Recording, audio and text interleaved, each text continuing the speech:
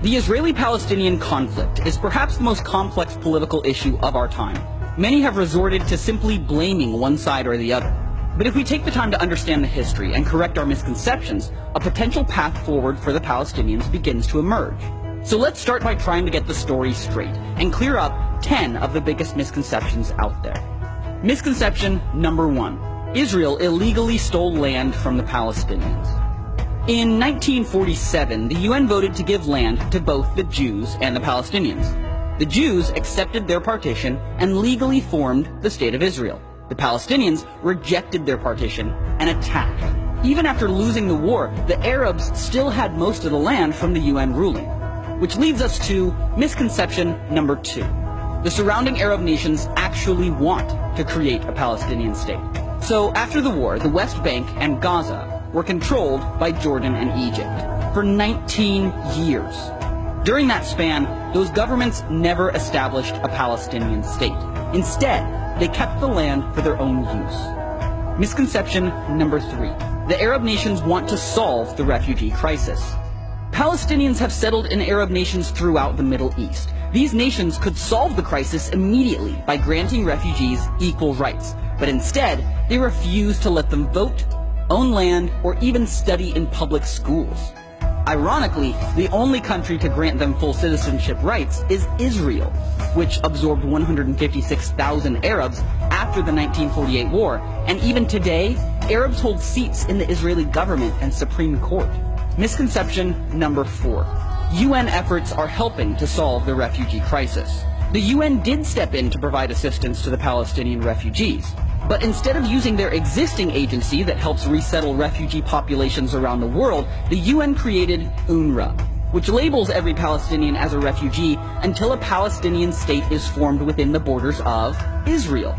This makes it more difficult for Palestinians to thrive in their host countries and locks them into perpetual refugee status, passing it on to their children, grandchildren, and great-grandchildren, swelling the refugee population from 500,000 in 1949 to nearly 5 million today.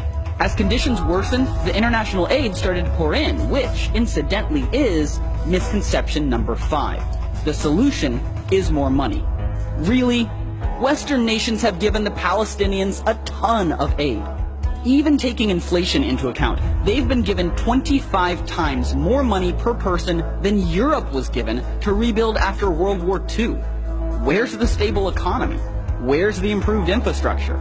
That money sure could have helped, but it was given to some leaders who had a different agenda, which brings us headlong into misconception number 6. Forming a state is the primary goal of top Palestinian leaders. All of this international aid did go to help ease one man's suffering, Yasser Arafat. After his death, accountants hired by Arafat's own family discovered secret investments worth more than $1 billion. That income stream would be threatened if a new state was formed, which gives leaders like Arafat, or Mahmoud Abbas for that matter, a billion-plus reasons to never actually sign a peace treaty. Which leads us to misconception number 7. Israel has a true peace partner. In the year 2000, desperate for a resolution, the Israelis elected Prime Minister Ehud Barak with a mandate to make peace with the Palestinians. Barak offered Yasser Arafat 94% of the land he demanded, except Jerusalem. Arafat flatly refused. President Clinton blamed the failure of the best chance at peace in 60 years squarely on Yasser Arafat. Which brings up perhaps the most common misconception of all. Number 8. Israel just needs to give up land for peace. The last time Israel tried this was in 2005. They forced thousands of Jewish settlers out of Gaza, and in exchange, the Palestinian leaders promised peace. But when the Israelis moved out, the Palestinians voted Hamas in.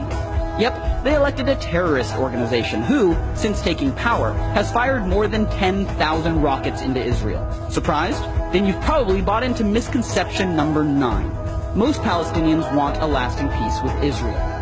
Some Palestinians do, but they are a minority. For 60 years, Palestinian educational leaders have fed their children a steady diet of hate, idolizing suicide bombers and celebrating death right in the classroom. And finally, misconception number 10. Giving the Palestinians a state now is the only solution to their suffering. This has been the only approach tried for the last 60 years. But these are people we're talking about, and waiting until they have a state to give them equal rights has only made things worse. Currently, Israel is the only nation to grant full rights to the Palestinians within their borders. But by granting them equal rights in every nation where they live, we could immediately increase the quality of life for every Palestinian.